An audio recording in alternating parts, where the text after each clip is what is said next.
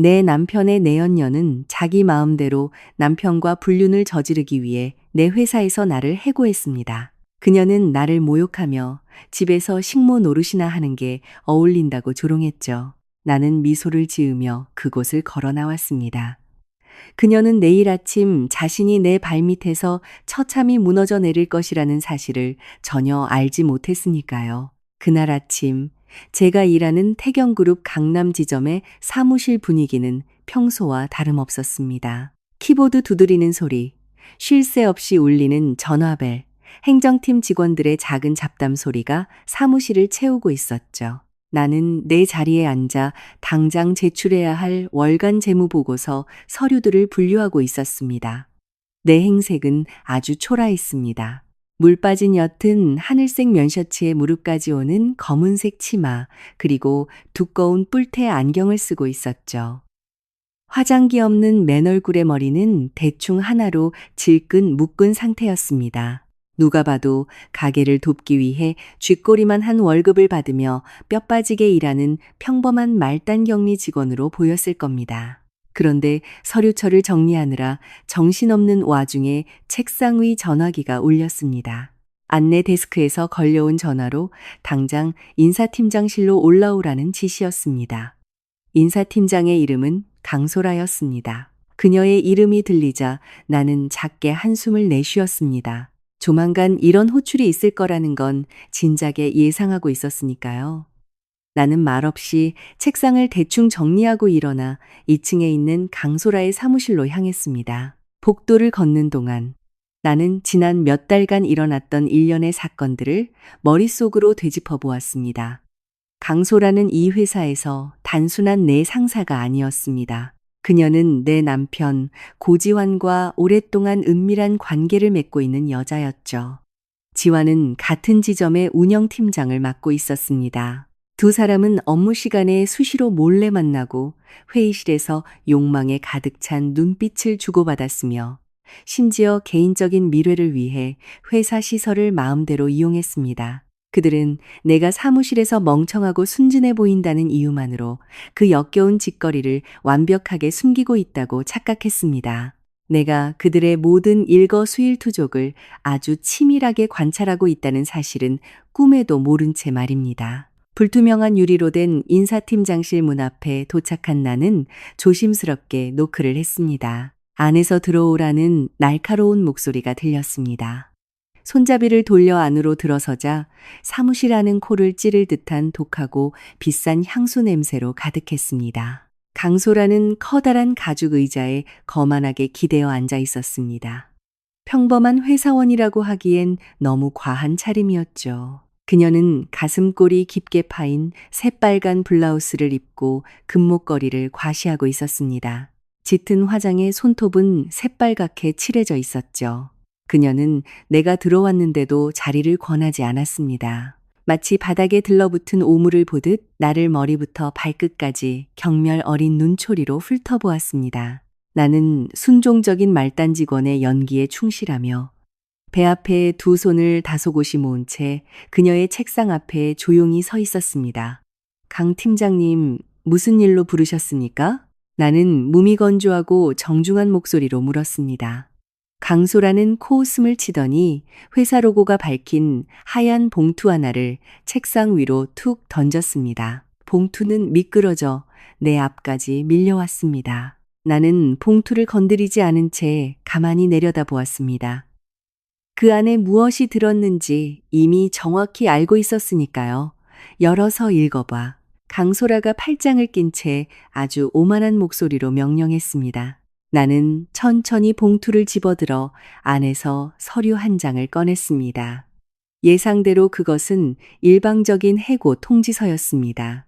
서류에는 회사 기준에 미치지 못하는 업무 성과와 잦은 데이터 입력 오류를 이유로 오늘부로 나를 해고한다고 적혀 있었습니다. 내 업무 보고서가 항상 완벽하고 깔끔했다는 점을 생각하면 정말이지 터무니없고 억지스러운 핑계였습니다. 제가 해고라고요? 나는 짐짓 놀란 척하며 강소라의 얼굴을 쳐다보았습니다. 강소라는 승리감과 조롱이 섞인 작은 웃음을 터뜨렸습니다. 그녀는 몸을 앞으로 숙여 두 손으로 턱을 괴었습니다. 그래, 맞아. 넌 해고야. 지금 이 순간부터 우리 회사는 너처럼 행동도 굼뜨고 사회성도 없고 무능력한 직원은 필요 없어. 넌 여기서 몇 달 동안 일하면서 행정팀의 짐만 됐을 뿐 회사에 기여한 게 단 하나도 없잖아. 나는 강소라의 눈을 빤히 쳐다보았습니다. 깊게 파인 블라우스깃 너머로 그녀의 쇄골 부위에 붉은 자국이 선명하게 보였습니다. 너무나도 익숙한 자국. 그리고 이 방 안의 희미하게 감도는 내 남편 지환의 향수 냄새. 그들은 내가 불려오기 직전까지 이 방에서 단둘이 시간을 보냈던 게 틀림없었습니다. 그녀가 나를 해고하는 진짜 이유는 업무 때문이 아니었습니다. 나를 이 건물에서 당장 쫓아내기 위해서였죠. 그녀는 같은 지붕 아래서 일하는 본처의 눈과 귀를 치워버리고 남편과 자유롭게 애정 행각을 벌이며 들킬 걱정 없이 불륜을 즐기고 싶었던 것입니다.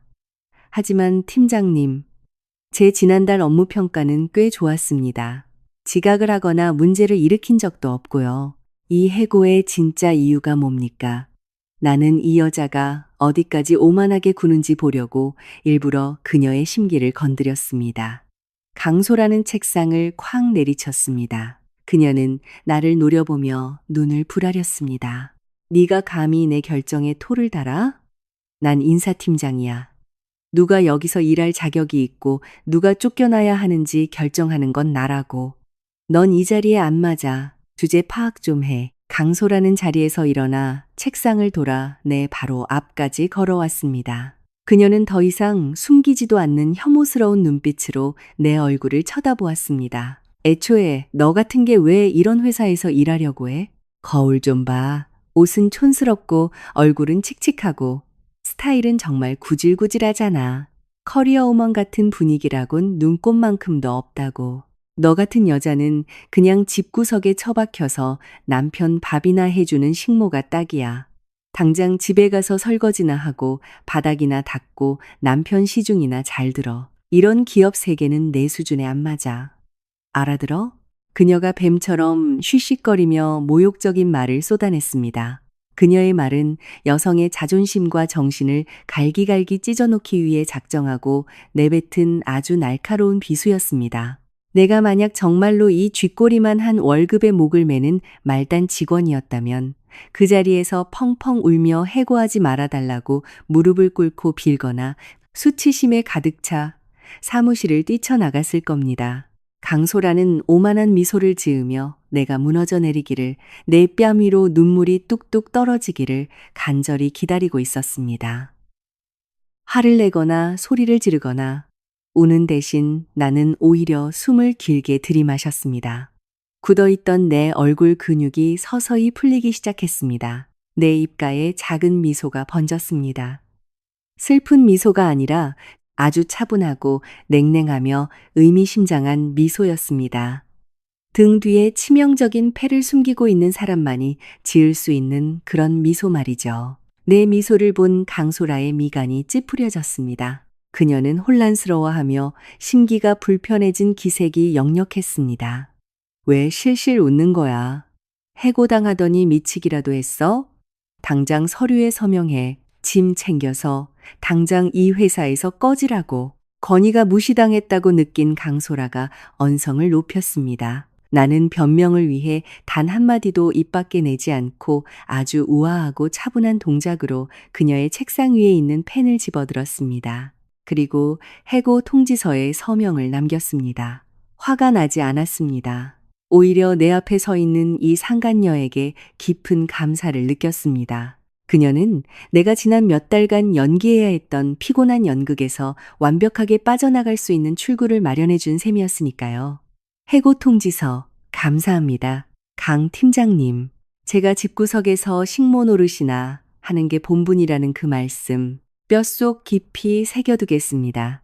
나는 여전히 얼굴에 미소를 띤 채 아주 맑고 부드러운 목소리로 말했습니다. 나는 펜을 원래 자리에 내려놓고 뒤도 돌아보지 않은 채 인사팀장실을 걸어 나왔습니다. 사무실을 나선 나는 전보다 훨씬 꼿꼿한 자세로 복도를 걸었습니다. 평소 주눅 들고 느릿했던 내 발걸음은 이제 아주 단호해져 있었습니다. 아래층 내 자리로 내려가자 몇몇 동료들이 의아한 눈빛으로 나를 쳐다보았습니다. 이미 내가 해고당했다는 소문이 퍼진 모양이었습니다. 나는 비품실에서 빈 종이 상자 하나를 가져와 내 개인 물품들을 담기 시작했습니다. 가져갈 게 많진 않았습니다. 머그잔 하나, 작은 탁상 달력, 그리고 필기구 몇 개가 전부였죠. 짐을 싸고 있는데 저쪽 끝 사무실에서 내 남편 지환이 걸어 나오는 게 보였습니다.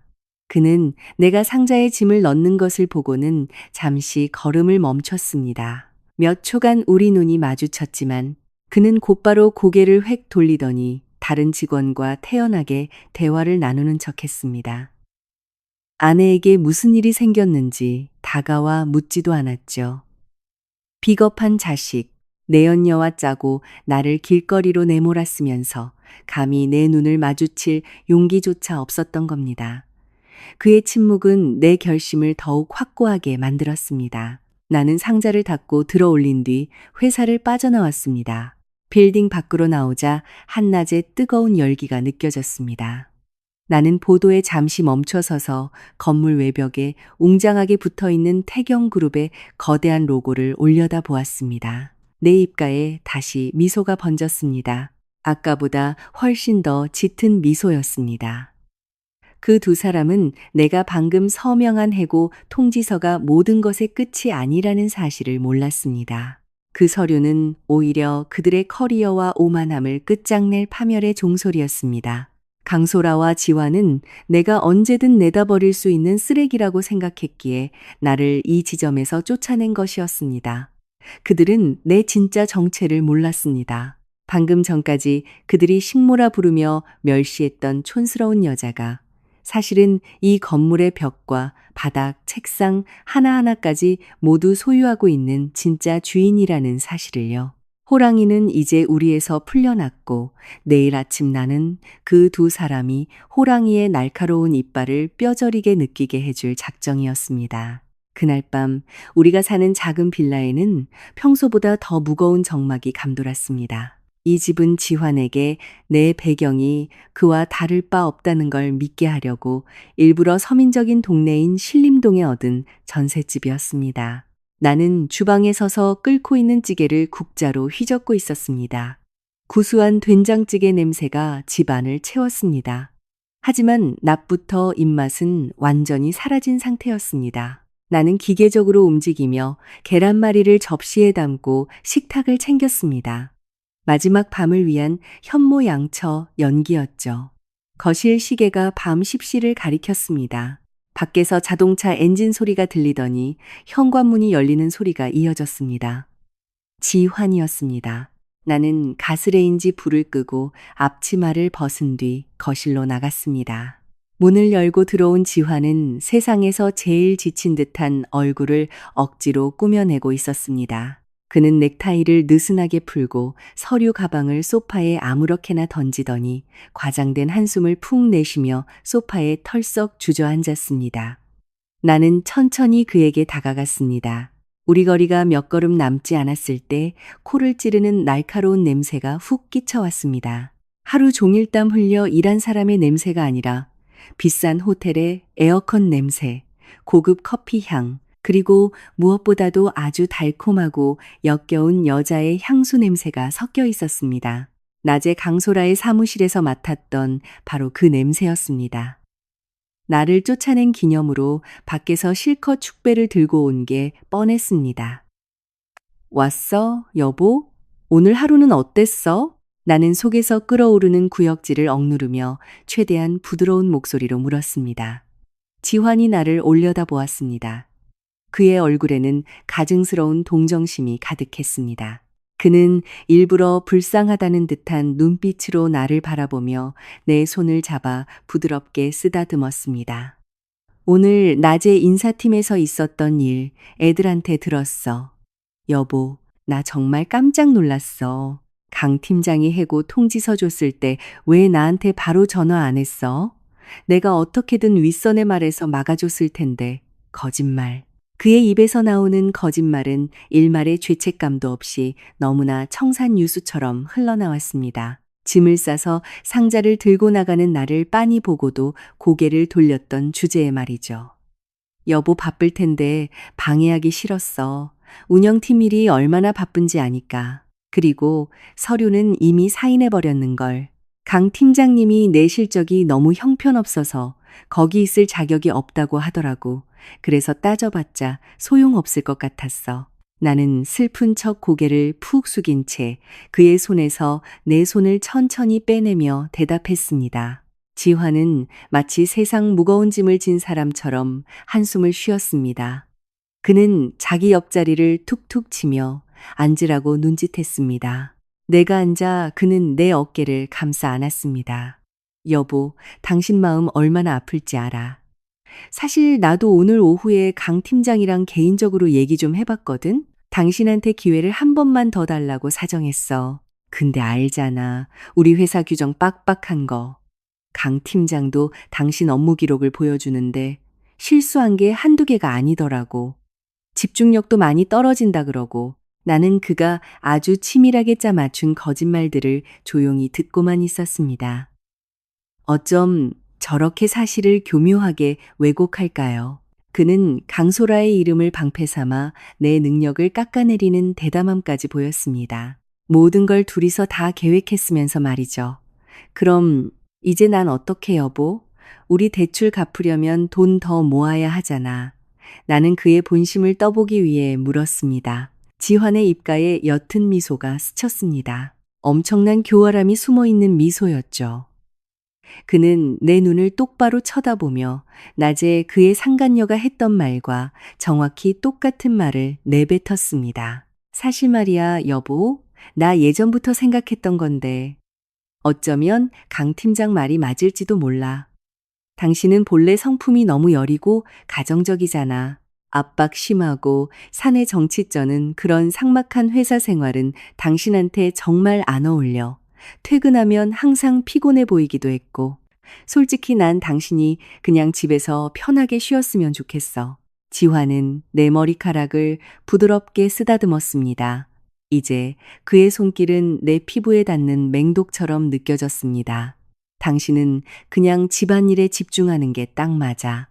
밖에서 뼈 빠지게 돈 버는 건 내가 할게. 당신은 나를 위해 맛있는 밥 차려주고 집 깨끗하게 청소해 놓고 내가 퇴근하면 반갑게 맞아주면서 내조만 잘해주면 돼. 그게 최고의 아내로서 본분 아니겠어? 안주인으로서 집안 살림 맡는 거 말이야. 굳이 그 잔인한 직장 생활에 억지로 매달릴 필요 없어. 바깥 일은 나한테 다 맡겨. 그의 입술에서 흘러나오는 말은 무척이나 달콤하게 포장되어 있었지만 그 의미는 지독하게 모욕적이었습니다. 강소라보다 조금 더 부드러운 단어를 썼을 뿐 알맹이는 완전히 똑같았습니다. 두 사람은 나를 감시할 사람 없는 집구석에 가둬두고 돈 한 푼 안 드는 식모로 부려먹으며 밖에서는 자기들끼리 마음껏 불륜을 저지르기 위해 이런 짓을 꾸민 거였습니다. 그래 여보? 정말 내가 집에서 살림만 하는 게 낫다고 생각해? 나는 끓어오르는 분노를 억누르며 아주 조그만 목소리로 물었습니다. 당연하지 여보. 내 말 믿어. 이게 다 우리 둘을 위한 일이야. 당신은 집에 있는 게 훨씬 행복할 거고 나는 내 커리어에 더 집중할 수 있고 자자 그만 우울해하고 나 저녁 좀 차려줘. 회사에서 하루 종일 시달렸더니 배고파 죽겠네. 지화는 일말의 가책도 없이 소파에 머리를 기대며 뻔뻔하게 시중을 요구했습니다. 나는 더 이상 아무 말도 하지 않고 자리에서 일어났습니다. 주방으로 가접시에 밥과 찌개를 담았습니다. 그의 앞에 밥상을 내려놓으며 나는 아주 차가운 눈빛으로 그의 정수리를 내려다보았습니다. 오늘 밤 아주 배 터지게 먹어도 고지환. 이게 네 평생 내가 차려주는 마지막 밥상일 테니까. 지화는 밥을 다 먹자마자 피곤하다는 핑계를 대며 욕실에 들어갔고 이내 침대에 누워 골아떨어졌습니다. 그의 코 고는 소리가 규칙적으로 들리기 시작하자 나는 안방을 나와 집안 쪽 구석에 항상 굳게 잠가두었던 작은 서재로 향했습니다. 지환은 이 방이 재봉틀을 돌리며 혼자만의 시간을 보내는 공간인 줄 알고 감이 들어올 엄두를 내지 못했습니다. 방에 들어선 나는 안에서 문을 잠갔습니다. 나무 책상으로 다가가 숨겨진 수납 공간을 열고 최고 수준의 보안 시스템이 깔린 두꺼운 업무용 노트북을 꺼냈습니다. 복잡한 비밀번호를 입력하자 화면이 켜졌습니다. 화면에는 주식시장의 거대한 변동 그래프, 대기업의 재무제표, 그리고 지환의 스마트폰과 직접 연결된 도청 애플리케이션 창이 떠올랐습니다. 그렇습니다. 나는 그동안 지환의 폰을 도청하고 있었습니다. 몇 달 전 그의 셔츠깃에서 낯선 향수 냄새를 처음 맡았던 그날 밤에 스파이웨어를 심어두었죠. 나는 오늘 오후에 저장된 최신 오디오 파일의 재생 버튼을 눌렀습니다. 유리잔이 부딪히는 쨍그랑 소리와 함께 강소라의 교태 섞인 웃음소리가 흘러나왔습니다. 호호호, 여보, 아까 내가 해고 통지서 줬을 때 그 순진에 빠진 네 와이프 표정 봤어야 해. 반항 한 번 안 하더라니까? 그냥 바보같이 실실 웃더니 바로 짐 싸서 나가더라. 진짜 무능한 촌년 그 자체야. 강소라의 목소리가 선명하게 들렸습니다. 이어 내 남편 지환의 만족스러운 웃음소리가 이어졌습니다. 수고했어, 자기야. 걔가 박스 들고 나갈 때 혹시라도 로비에서 난리칠까봐 조마조마했는데 역시 내 말은 기가 막히게 잘 듣는다니까. 이제 사무실의 감시역도 사라졌네. 우리 언제든 마음대로 만날 수 있어. 내일 점심시간에는 길 건너 호텔방 잡아서 파티 제대로 하자.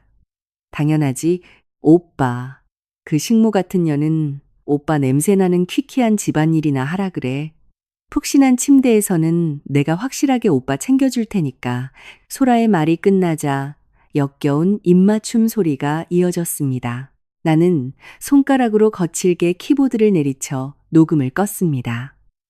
피가 거꾸로 솟는 것 같았지만 머릿속은 오히려 얼음장처럼 차갑고 맑아졌습니다. 이 결혼에 대한 마지막 미련 한 줌조차 완전히 증발해 버렸습니다. 지난 몇 달간의 지긋지긋한 연극도 이제 끝이었습니다. 나는 노트북에 깔린 특수 이메일 프로그램을 열었습니다. 태경그룹 본사 최고 경영진과 직접 연결되는 한라인이었습니다. 내 이름은 백다나, 전국 수백 개의 지사를 거느린 거대 지주회사 태경그룹의 최대 주주이자 유일한 후계자, 그리고 총괄 대표 이사입니다. 지환과 강소라가 일하는 그 작은 강남 지점도 내 소유였죠. 지난 6개월 동안 내가 평범한 격리 직원으로 위장해 일했던 건 해당 지점의 재무 보고서에서 수많은 비정상적인 자금 흐름을 발견하고 직접 현장에 뛰어들어 감사하기로 한 나만의 독단적인 결정이었습니다. 내 남편이 일하는 곳이기에 그의 업무 능력도 직접 평가해 보고 싶었죠. 그 결과 나는 상상을 초월하는 거대한 횡령 범죄뿐만 아니라 내 등 뒤에서 벌어진 가장 더럽고 추악한 배신까지 목격하게 된 것입니다. 나는 본사 비서실장과 법무팀에 짧지만 치명적인 이메일을 작성했습니다. 본사 포렌식 감사팀 및 이사회 임원 전원 소집할 것. 내일 오전 일정 전부 비우고 강남 지점 불시 방문 및 긴급 임시이사회 개최 준비. 고지환, 강소라 명의의 횡령 증거 자료 취합 지참, 경찰청 경제범죄수사대 체포, 영장 동반. 내일부로 위장 잠입을 종료한다. 전송 버튼을 누른 후 나는 사무용 의자에 기대 앉았습니다. 창밖을 보니 보름달이 환하게 밤을 비추고 있었습니다. 무능한 아내이자 멍청한 말단 직원이라는 가짜 가면은 이제 완전히 벗어 던졌습니다. 내일 아침 거대한 파멸의 폭풍이 그 사무실을 강타할 것입니다. 자신들이 식모라 부르며 짓밟았던 여자가 사실은 그들의 목숨줄과 미래를 쥐고 흔드는 절대 권력자라는 사실을 깨달았을 때 그들의 오만한 얼굴이 어떻게 절망으로 일그러질지 너무나도 기대가 되었습니다. 비밀 이메일을 전송한 지 얼마 지나지 않아 서재 책상 아래 서랍에 숨겨둔 특수 위성 전화기가 작게 진동했습니다. 어두운 방 안 작은 액정 화면이 푸른빛을 내뿜으며 너무나도 익숙한 이름을 띄웠습니다. 신유미 실장. 본사에 있는 내 수석 비서실장이자 가장 충성스러운 오른팔. 그리고 지난 6개월 동안 내 위장 잠입의 모든 비밀을 알고 있는 유일한 사람이었습니다. 나는 지체 없이 전화를 받아 귀에 가져다 댔습니다. 늦은 시간에 죄송합니다, 대표님. 방금 지시하신 이메일 확인했습니다. 이사회 임원진 전원에게 비상 소집 연락을 마쳤습니다. 포렌식 감사팀과 법무팀도 준비 완료되었습니다. 내일 아침 결행을 위한 대표님의 최종 명령만 기다리고 있습니다. 전화기 너머로 들려오는 유미의 목소리는 아주 단호하고 프로페셔널하며 완벽한 대비 태세를 갖추고 있었습니다. 그녀의 목소리를 듣자 그동안 짓눌러왔던 위장 생활의 무거운 짐이 어깨에서 절반쯤 떨어져 나가는 기분이었습니다. 수고했어요, 신 실장. 내가 대답했습니다. 목소리의 톤은 완전히 바뀌어 있었습니다. 지환 앞에서는 늘 주눅 들고 망설이는 듯한 얌전한 목소리였지만 지금 내 목소리는 칼날처럼 날카롭고 차가우며 절대적인 권위로 가득 차 있었습니다. 나는 태경그룹의 거대한 제국을 다스리는 백단하였고 드디어 원래의 모습으로 돌아온 것입니다. 내일 아침까지 모든 증거 자료를 하나의 두꺼운 파일로 완벽하게 출력해서 가져오세요. 그놈들이 법적으로 빠져나갈 구멍은 단 한 치도 남겨두고 싶지 않습니다. 네, 대표님. 지난 3개월 동안 지점 내부 시스템을 도청 및 해킹하여 수집한 증거들을 모두 취합했습니다. 저희가 초기에 예상했던 것보다 사태가 훨씬 심각합니다. 고지환 운영팀장은 단순히 벤더 업체의 청구서를 조작한 수준이 아닙니다. 페이퍼 컴퍼니 5곳을 세워 마치 우리 회사에 물품을 납품한 것처럼 꾸민 뒤 그 유령 계좌들로 수십억 원의 자금을 빼돌렸습니다. 그리고 인사팀 강소라 팀장은 매달 유령 직원들의 보너스 지급을 조작해 자금을 세탁했습니다. 회사의 총 피해액은 20억 원에 달합니다. 그 돈은 모두 두 사람이 해외에 공동 명의로 개설한 비밀 계좌로 흘러들어갔습니다. 유미가 아주 상세하게 보고를 올렸습니다. 그녀의 목소리에도 내가 느끼는 것과 똑같은 혐오감이 묻어나고 있었습니다. 나는 그 보고를 듣고 헛웃음을 쳤습니다. 20억 원이라. 매일같이 밖에서 돈 버느라 뼈 빠지게 힘들다며 투덜대고 나더러 집에서 식모 노릇이나 하라던 내 남편은 사실 상간녀를 먹여 살리기 위해 내 회사의 돈을 빼먹고 있던 희대의 사기꾼이자 좀도둑이었습니다. 그들은 강남 지점의 감시 시스템만 속이면 완벽 범죄가 될 거라 믿고 아주 똑똑하게 굴었다고 착각했겠죠. 본사의 메인 시스템이 그 돈의 흐름 하나하나 소수점 단위까지 전부 모니터링하고 있다는 사실은 꿈에도 모른 채 말입니다. 나는 그들이 더 깊은 수렁에 빠져 허우적대도록 다시는 기어 올라오지 못할 깊은 무덤을 파도록 일부러 그동안 모른 척 내버려 두었던 겁니다. 완벽하군요. 오늘 밤 당장 경찰청 경제범죄수사대에 연락하세요. 내일 아침 강남 지점으로 출동시키되 내가 직접 신호를 보내기 전까지는 건물 밖에서 대기하라고 단단히 일러두세요. 그 두 인간 쓰레기가 수갑을 차기 전에 회사 모든 사람 앞에서 정신적으로 완전히 발가벗겨지는 꼴을 먼저 봐야겠으니까요. 나는 어두운 창밖을 응시하며 날 선 목소리로 지시를 내렸습니다. 알겠습니다, 대표님.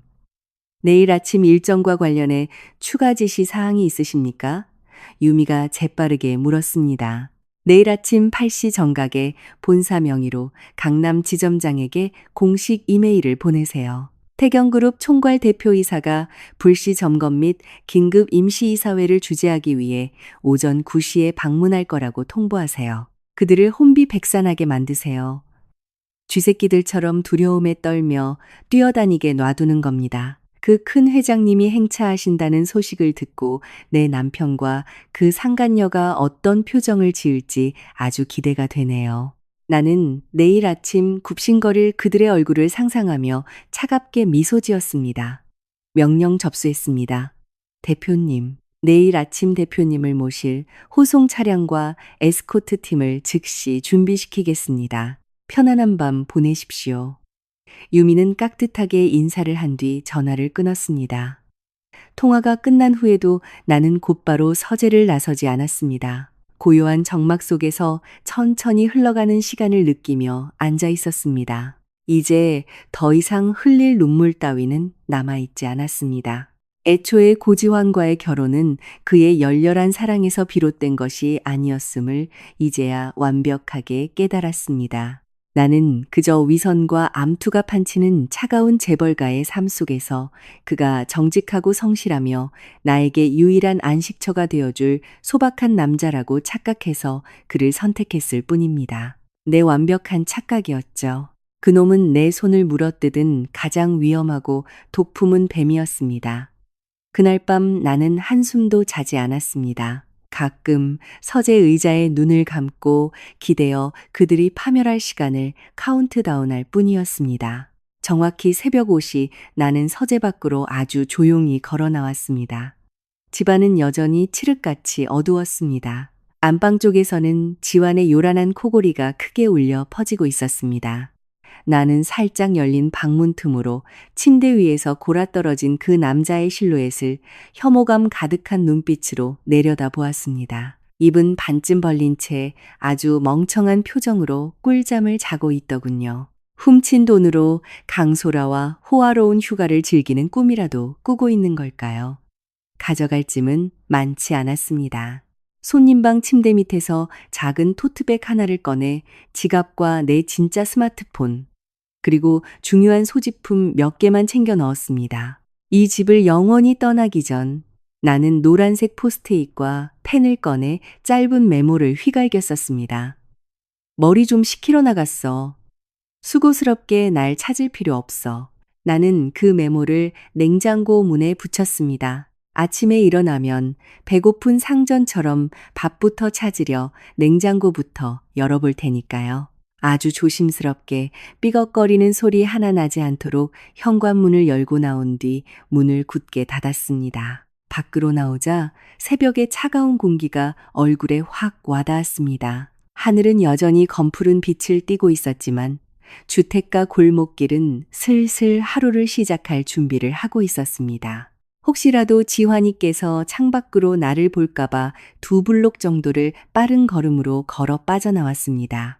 큰 길과 모퉁이에 짙은 틴팅이 된 검은색 마이바흐 리무진 한 대가 이미 대기하고 있었습니다. 나를 10년 넘게 모셔온 전속 운전기사 황 기사가 재빨리 차에서 내려 90도로 허리를 굽히며 뒷좌석 문을 열어주었습니다.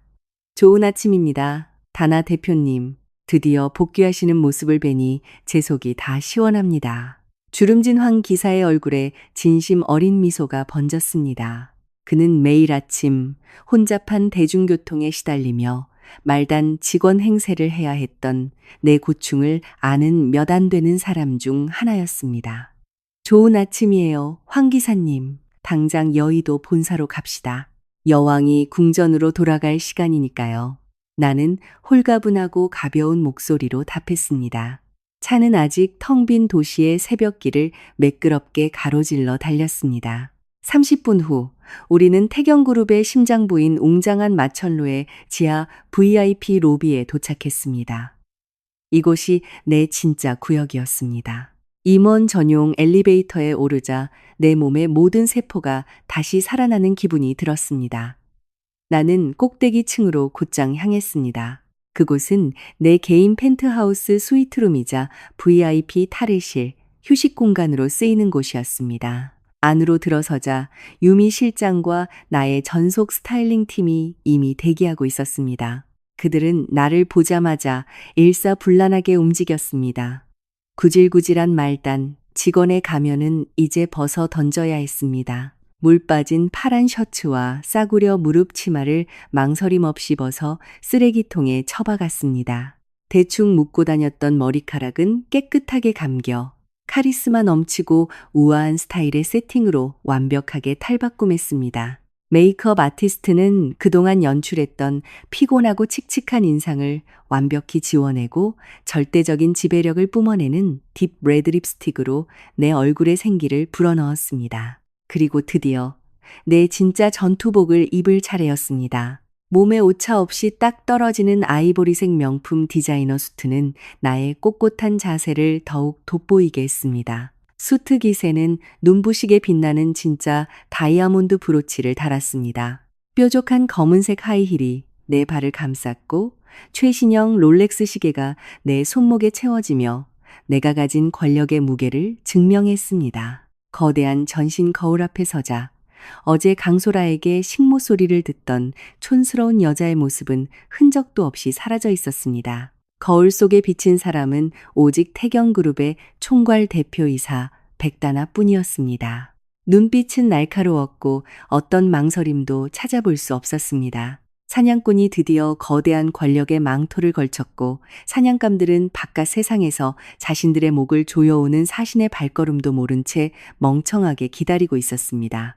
오전 8시 나는 기다랗고 호화로운 리무진 뒷좌석에 가죽 시트에 푹 기대어 앉아 있었습니다. 최정예 경호원들이 탑승한 세대의 검은색 SUV와 뒤에서 호위하는 경찰차 한 대가 꼬리를 물며 본사를 출발해 강남 지점으로 천천히 이동하기 시작했습니다. 아침 출근길 교통체증 때문에 45분 정도 걸리는 거리였지만 전혀 지루하지 않았습니다. 내 무릎 위에는 지점의 CCTV 카메라를 실시간으로 보여주는 커다란 태블릿이 놓여 있었습니다. 그룹 전체의 실질적 소유주로서 나는 모든 지점의 구석구석을 들여다볼 수 있는 절대적인 관리자 권한을 갖고 있었습니다. 화면을 터치해 디스플레이를 4분할로 나눴습니다. 메인 로비, 인사팀 복도, 운영팀장실, 그리고 지점장실이 한눈에 들어왔습니다. 오늘 아침에 코미디 쇼가 나만을 위해 독점 생중계되고 있었죠. 어젯밤 유미에게 지시한 대로 오전 8시 정각에 총괄 대표이사의 방문을 알리는 통보 이메일이 지점에 발송되었고 그 파급 효과는 정말 엄청나게 유쾌했습니다. 지점장실을 보여주는 화면에서 오상철 지점장이 혼이 나간 표정으로 이리저리 뛰어다니는 모습이 보였습니다. 50대의 깐깐하고 권위적이던 남자가 마치 어미 잃은 병아리처럼 허둥대고 있었습니다. 그는 머리를 쥐어뜯으며 비서에게 당장 책상을 치우고 연간 보고서를 준비하라고 응접실 소파에 먼지 한 톨이라도 있으면 가만두지 않겠다고 소리를 지르고 있었습니다. 총괄 대표이사는 그들에게 베일에 쌓인 두려운 존재였습니다. 내가 말단 지점까지 직접 시차를 나가는 일은 거의 없었고 이렇게 불시에 방문한다는 건 대규모 인사 이동이나 대량 해고, 피바람을 의미했으니까요. 내 시선은 메인 로비 CCTV로 향했습니다. 오전 8시 15분 드디어 지환과 강소라가 로비에 나타났습니다. 전면 유리문을 열고 들어오는 두 사람의 걸음걸이는 오만하기 짝이 없었습니다. 지환은 새 셔츠를 쫙 빼입고 비싼 카페에 테이크아웃 커피를 들고 실실 웃고 있었습니다. 강소라는 몸에 꽉 끼는 치마를 입고 지환의 옆에 딱 붙어 걸으며 승리감에 도취된 미소를 짓고 있었죠. 구름 위를 걷는 기분이었을 겁니다. 자신들의 자유를 방해하던 눈엣가시 같고 멍청한 아내를 드디어 쫓아냈으니 말입니다. 나는 태블릿의 오디오 채널 볼륨을 높였습니다. 두 사람이 출근 카드를 찍기도 전에 오 지점장이 엘리베이터 쪽에서 숨을 헐떡이며 불그락푸르락한 얼굴로 튀어나왔습니다. 당신들 대체 어디 있다가 이제 출근하는 거야? 지금 시간이 몇 시인데? 오 지점장의 호통이 로비 전체에 쩌렁쩌렁 울리자 지나가던 직원들이 흠칫 놀라 걸음을 멈추고 고개를 숙였습니다. 지환은 대놓고 면박을 당하자 미간을 찌푸리며 불쾌한 기색을 숨기지 않았습니다. 아침부터 왜 이렇게 흥분하십니까, 지점장님? 이제 고작 8시 15분입니다. 오전 업무도 별 문제 없이 돌아가고 있는데 아침 대바람부터 웬 소리를, 지환이 약간 건방진 투로 대꾸했습니다. 흥분? 지금 그딴 소리가 나와? 당장 이메일 확인해봐. 오 지점장이 사시나무 떨듯 떨리는 손가락으로 허공을 삿대질하며 소리쳤습니다. 본사 총괄 대표 이사님께서 오늘 우리 지점에 오신다고. 오전 9시 정각에 불시 점검이랑 긴급 임시 이사회를 하시겠단다. 회장님이 직접 지점까지 내려오시는 건 이번이 처음이야. 만약 우리 지점에서 뭐라도 하나 꼬투리 잡히면 우리 목숨은 다 파리 목숨 되는 거라고. 총괄 대표이사라는 단어를 듣자마자 지환과 강소라의 표정은 단 1초 만에 굳어버렸습니다. 지환의 손에 들려있던 커피가 바닥으로 떨어질 뻔했습니다. 그들의 오만함은 순식간에 증발하고 공포가 그 자리를 채웠습니다. 하지만 이상하게도 지환의 눈빛에는 그 와중에도 탐욕스럽고 강렬한 야망의 불꽃이 일렁이고 있었습니다. 회장님이요? 우리 태경그룹 전체를 총괄하시는 그 최고 경영자님 말입니까? 지환이 제 귀를 의심하며 더듬거리며 물었습니다. 그래, 이 멍청아. 당장 둘 다 운영 보고서랑 인사 데이터 완벽하게 세팅해놔. 8시 30분 정각에 모든 팀장이랑 간부들 로비에 일렬로 도열해서 회장님 맞이할 준비해. 레드카펫 깔고 먼지 한 톨 없게 해. 작은 실수라도 나오는 날엔 다 끝장인 줄 알아. 오 지점장은 뒤로 획 돌아서서 위층 점검을 위해 엘리베이터로 달려갔습니다. 나는 태블릿 화면을 보며 비릿한 미소를 지었습니다. 지환이 강소라의 손목을 잡아 끌더니 로비 청소를 하느라 난리가 난 직원들을 피해 구석으로 데려갔습니다. 소라야, 방금 들었어? 지환이 흥분에 겨워 파르르 떨리는 목소리로 속삭였습니다. 이건 하늘이 주신 기회야. 회장님이 여기 직접 오시는 일은 없어. 우리가 오늘 눈도장 제대로 찍고 회장님 마음에 쏙 들게 브리핑만 잘하면 우리 본사로 특진할 수도 있어. 내 월급은 3배로 뛰고 저 꼰대 같은 오 지점장도 날려버릴 수 있다고. 강소라가 탐욕으로 반짝이는 눈을며 격하게 고개를 끄덕였습니다. 맞아 오빠, 이건 대박 기회야. 첫인상이 제일 중요해. 하마터면 큰일 날 뻔했네. 어제 그 식모 같은 오빠 와이프년 내가 잘라버리길 정말 천만다행이지? 만약 회장님이 그 촌스러운 몰골로 행정팀에서 꾸물거리는 걸 보셨어 봐. 우리 지점 완전 쓰레기 취급받았을걸? 걔 쫓아낸 건 내 커리어 최고의 신의 한 수였어. 그럼 역시 넌 너무 똑똑한 여자라니까 자기야. 아유 백단아, 그 여자는 지금 집에서 설거지나 하고 있겠지. 이건 우리 무대야. 난 가서 내 가짜 보고서들 완벽하게 보이도록 손 좀 볼게. 넌 화장실 가서 메이크업 수정하고 와. 최대한 프로페셔널하고 예뻐 보이게. 알았지? 회장님께 최고의 레드카펫을 깔아드리자고. 지환이 소라의 뺨을 슬쩍 쓰다듬으며 칭찬했고 둘은 각자 준비를 위해 헤어졌습니다. 그들의 대화를 들으며 방음 처리가 된 리무진 안에서 나는 참지 못하고 폭소를 터뜨리고 말았습니다. 이 두 사람은 정말이지 날 너무 즐겁게 해주는 완벽한 광대들이었습니다. 나를 해고한 것에 서로 감사하고 있다니. 오, 그들은 아직 상상조차 못하고 있었습니다. 자신들이 그렇게도 경멸하며 험담하던 그 촌스러운 여자가 지금 수억 원짜리 한정판 명품 수트를 입고 손가락 하나 까딱하면 숨통을 끊어버릴 수 있는 절대 권력을 쥔 채 화면 너머로 그들을 감상하고 있다는 사실을요. 승진의 눈이 먼 그들의 야망이 거대한 죽음의 사자가 다가오는 발소리를 완전히 가려버린 것입니다. 시간은 째깍째깍 흘러 어느덧 8시 50분이 되었습니다. 로비의 CCTV 화면은 마치 잘 짜인 한 편의 연극 무대 같았습니다.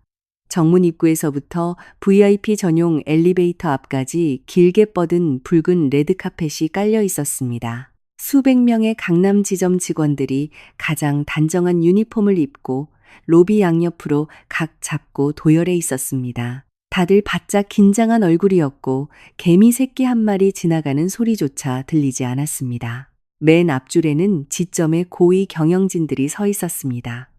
중앙에는 오상철 지점장이 손수건으로 연신 이마에 식은땀을 닦아내며 안절부절못하고 있었습니다. 그 오른쪽에는 나의 사랑스러운 남편 지환이 서 있었습니다. 그는 가슴을 잔뜩 펴고 칼주름이 잡힌 수트를 입은 채 포마드를 발라 머리를 쫙 빗어 넘겼습니다. 마치 왕을 맞이할 준비가 된 훌륭한 신하의 얼굴을 하고 있었죠. 지환의 바로 옆에는 강소라가 잔뜩 힘이 들어간 자세로 서서 세상에서 가장 달콤한 미소를 지어 보이고 있었습니다. 그녀는 회장님의 눈에 가장 먼저 띄고 싶었는지 슬쩍슬쩍 옆에 선 재무팀장을 밀치며 한 발짝이라도 더 앞으로 나오려고 얄팍한 수를 쓰고 있었습니다. 대표님, 차량이 오피스 단지 내로 진입하고 있습니다. 운전석의 황 기사가 정막을 깨고 보고했습니다. 나는 차창 밖으로 고개를 돌렸습니다. 지난 6개월 동안 내가 피땀을 흘리며 다녔던 강남 지점의 빌딩이 눈앞에 거대하게 솟아 있었습니다. 하지만 오늘 나는 빈 이루산을 쓴 채 고개를 푹 숙이고 뚜벅뚜벅 걸어서 출근하던 그 말단 직원이 아니었습니다. 차 속도 줄이세요, 황 기사님. 경찰 호위 차량 사이렌 소리도 더 크게 울리라고 지시하세요. 내 얼굴을 보기 전에 먼저 내 존재부터 뼛속 깊이 새겨주고 싶으니까요. 나는 아주 건조한 목소리로 지시했습니다. 알겠습니다, 대표님. 우리 차량 행렬이 정문을 통과해 들어섰습니다. 우리를 에스코트하던 경찰차의 사이렌 소리가 귀를 찢을 듯 날카롭게 울려 퍼지며 빌딩 주변의 고요를 산산조각 냈습니다. 정문 초소에서 보초를 서던 보안 요원들은 화들짝 놀라며 잔뜩 굳은 얼굴로 거수경례를 올렸습니다. 새카만 최고급 차량들이 마치 사냥감을 포위하는 맹수떼처럼 빌딩으로 미끄러져 들어갔습니다. 태블릿 화면을 통해 로비 안의 반응을 지켜보았습니다. 가까워지는 사이렌 소리에 오 지점장의 어깨가 크게 움찔했습니다. 지환은 몇 번이나 넥타이를 고쳐 맸고 강소라는 허리를 더욱 꼿꼿이 세우며 입가에 미소가 경련이 일어날 정도로 굳어 있었습니다. 로비 안의 모든 눈동자가 투명한 유리 정문만 뚫어지게 응시하며 자신들의 운명을 쥔 미지의 지배자가 나타날 그 순간만을 숨죽여 기다리고 있었습니다. 우리 차량 행렬은 마침내 메인 로비 계단 앞에 정확히 멈춰 섰습니다. 내 차를 앞뒤로 호위하던 차들의 문이 일제히 열리며 검은 수트에 선글라스를 낀 건장한 최정예 경호원 10여 명이 쏟아져 나왔습니다. 그들은 군대와도 같은 일사불란한 움직임으로 정문 주변을 완벽히 통제하고 출입구를 빈틈없이 막아선 채 철통 같은 바리케이드를 쳤습니다. 순식간에 뿜어져 나오는 압도적인 위압감이 로비 안의 유리창을 뚫고 들어가 그 안에 있는 모든 사람의 간담을 서늘하게 만들었습니다. 경호실장이 발빠르게 내 리무진 뒷문으로 다가와 고개를 약간 숙이고 지시를 기다렸습니다. 나는 태블릿 화면을 꺼서 옆자리에 내려놓고 아주 길게 숨을 들이마셨습니다. 내가 고개를 끄덕여 신호를 주자 경호실장이 문손잡이를 당겨 활짝 열었습니다. 아침에 눈부신 햇살이 차 안으로 쏟아지며 내가 입고 있는 반짝이는 아이보리색 수트를 비추었습니다. 내 남편과 그의 사랑스러운 상간녀에게 오랜만에 인사를 건넬 시간이었습니다. 어제 그들이 내쫓았던 그 식모가 진짜 누구인지 뼈저리게 가르쳐줄 시간이 온 것입니다. 나는 그 위풍당당한 차에서 한쪽 발을 내디뎠고 이 처형식의 막이 화려하게 올랐습니다. 새까만 하이힐 끝이 로비 앞 아스팔트에 닿으며 날카로운 구두 굽소리가 났습니다. 건물 입구에 감돌던 숨막히는 정적을 베어버리는 소리였죠. 경호실장은 리무진 문이 닫히지 않게 잡고 서 있었고 반대편 문으로 내린 유미 실장 역시 엘리트 수트 차림으로 재빨리 내 뒤로 바짝 다가와 섰습니다. 검은 옷의 경호원들은 내 허락 없이는 누구도 감히 앞으로 나설 수 없도록 완벽한 방어선을 구축했습니다. 나는 등을 꼿꼿하게 펴고 서서 아이보리색 수트의 옷깃을 천천히 매만졌습니다. 내 얼굴 절반을 가리는 커다란 선글라스 너머로 로비 안에서 숨죽이고 있는 수백 명의 사람들을 꿰뚫어 보았습니다. 투명한 자동 유리문 너머로 로비 중앙을 가로지르는 붉은 카펫이 선명하게 보였습니다. 카펫 끝에는 지점 간부들이 턱을 치켜들고 한껏 권위 있는 척하며 밀랍 인형처럼 뻣뻣하게 서 있었습니다. 내가 앞으로 걸음을 내디딜 때마다 경호원들도 나를 에워싼 진영을 유지하며 함께 움직였습니다. 건물의 자동 유리문이 스르륵 열리며 진짜 주인의 귀환을 맞이했습니다. 건물 안에 서늘한 에어컨 바람이 피부에 닿는 순간 로비 안은 무덤처럼 고요해졌습니다. 키보드 소리도 귓속말도 심지어 숨소리조차 수백 명의 사람들이 억지로 참아내고 있는 듯 했습니다. 지점장 오상철이 가장 먼저 몸을 앞으로 숙였습니다. 감히 내 얼굴을 쳐다보지도 못한 채 그는 90도에 가깝게 허리를 깊숙이 굽혔습니다. 그의 움직임을 신호탄 삼아 뒤에 서 있던 모든 간부들과 수백 명의 직원들이 일제히 똑같이 허리를 굽혀 인사했습니다. 그동안 사내 공지사항 서류로만 이름을 보며 벌벌 떨던 총괄 대표이사에게 바치는 절대적인 복종의 인사였습니다. 저희 강남 지점에 오신 것을 환영합니다. 존경하는 대표이사님, 오늘 이렇게 직접 방문해 주셔서 저희 지점 일동은 이루 말할 수 없는 무한한 영광으로 생각합니다. 오 지점장이 긴장으로 살짝 떨리는 큰 목소리로 외쳤습니다. 나는 곧바로 대답하지 않았습니다. 나는 그들이 허리를 굽힌 채 10여 초 동안 꼼짝도 하지 못하게 내버려 두었습니다. 그 짧은 시간이 그들에게는 지옥불에 타들어가는 고문처럼 느껴졌을 겁니다. 내가 일부러 만들어낸 이 정적은 엄청난 정신적 압박감을 조성하기 위한 것이었습니다. 대리석 바닥 위로 울려 퍼지는 내 하이힐의 또각또각 소리만이 이 넓은 로비를 채우는 유일한 음악이었습니다. 나는 팽팽한 긴장감을 온몸으로 즐기며 붉은 카펫을 따라 아주 천천히 걸었습니다.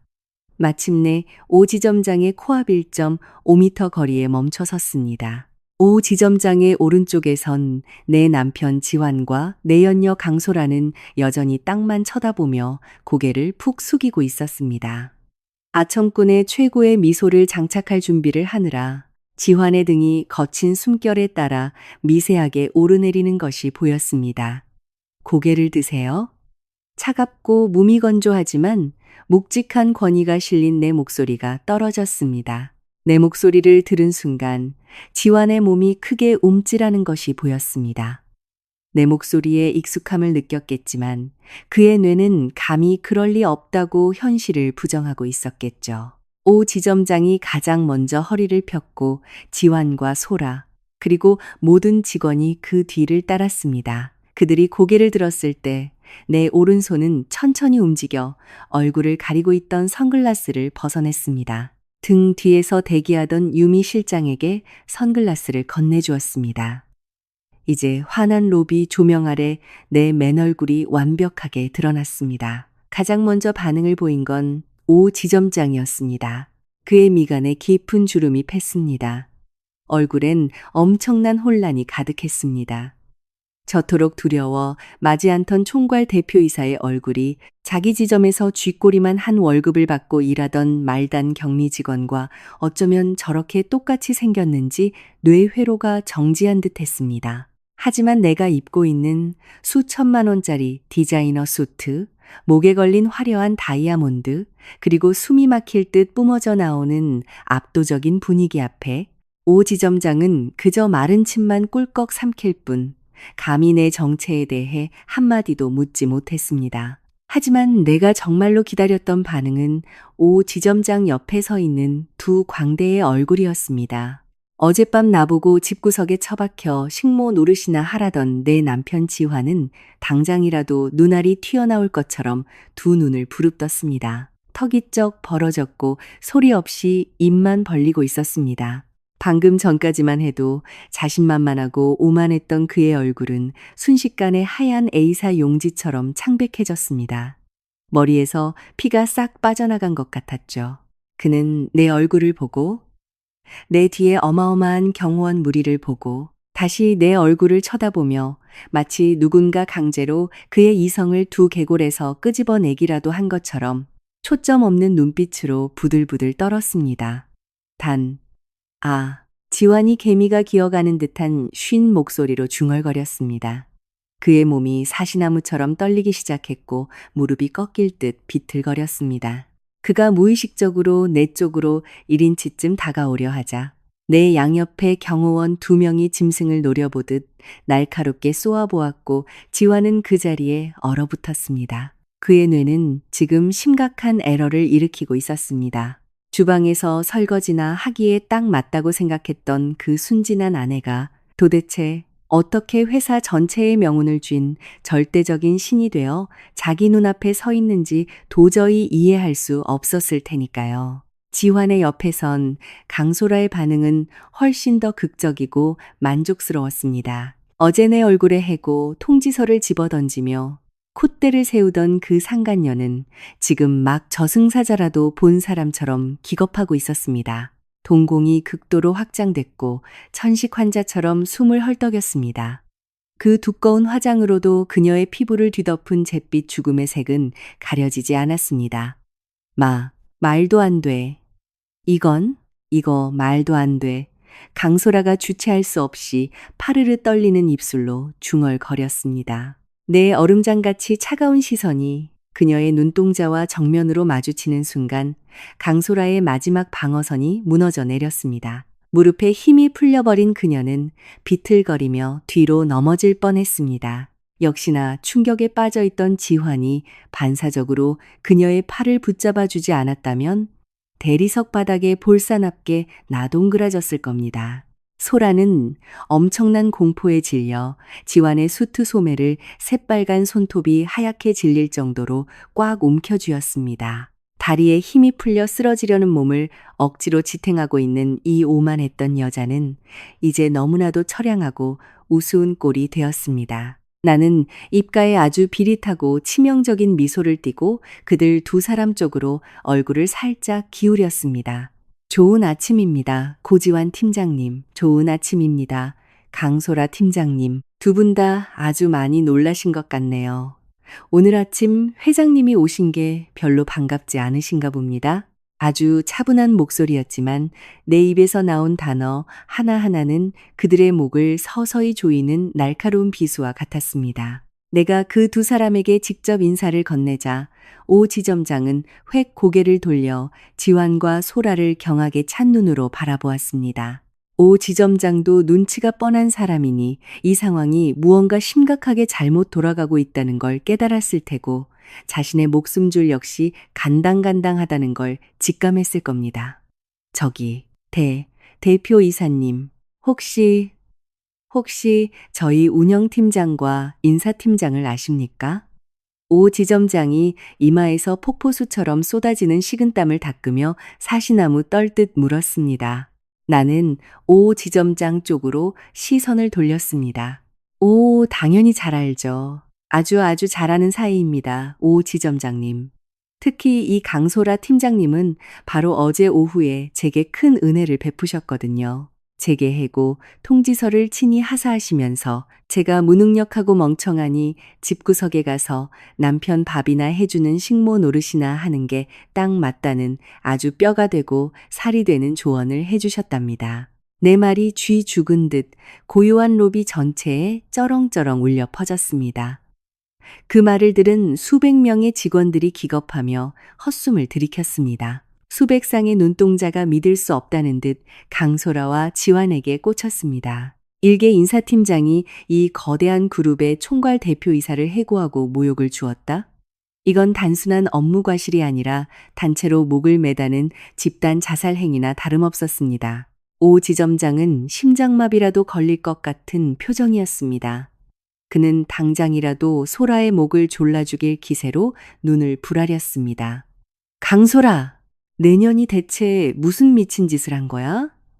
감히 회장님을 해고해? 오 지점장이 목에 핏대를 세우며 짐승처럼 억눌린 비명을 질렀습니다. 강소라는 아무 대답도 하지 못했습니다. 입만 뻐끔거리는 꼬리물 밖으로 나온 물고기 같았습니다. 극심한 공포에 질려 2 눈에는 이미 눈물이 그렁그렁하게 맺혀 있었습니다. 옆에 있던 지환은 마른 침만 꿀꺽 삼킬 뿐이었습니다. 온몸이 식은땀으로 흠뻑 젖어 있었죠. 그는 세상에서 가장 불쌍하고 애처로운 남편의 표정을 지으며 제발 자비를 베풀어 달라는 눈빛으로 나를 쳐다보았습니다. 하지만 유감스럽게도 그의 그런 가증스러운 표정은 내 마음을 단 1mm도 움직이지 못했습니다. 나는 손을 들어 지점장이 조용히 하도록 제지했습니다. 로비에서 이렇게 소란 피울 필요 없습니다. 지점장님, 이 문제는 아주 우아하게 해결하도록 하죠. 나는 살짝 몸을 돌려 비서실장 유미를 바라보았습니다.